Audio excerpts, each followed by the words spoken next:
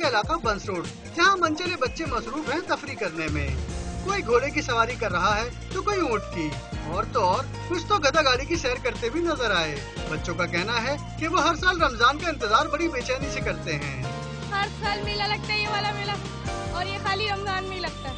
हम लोग ये टांगे वाला डोली और ये घोड़ा ऊँट ये झूलते, हमें रमजान में बहुत मजा आती है। दिल चाहता है कि हम जैसे झूले में रहते रहे। हम रमजान का आने का पूरे साल वेट करते हैं। रमजान आते हैं तो हम घोड़े में की सवारी करते हैं, झूले की सवारी करते हैं। झूलों और जानवरों को अपने मोहल्ले में देखकर बच्चों ने भी अपनी पॉकेट मनी का आजादाना इस्तेमाल किया।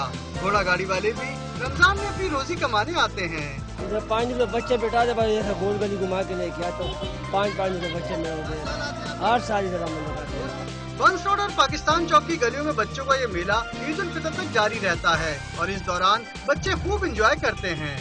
कैमरामैन मेहदी अली के साथ महराज अख्तर, डॉन न्यूज़, कराची।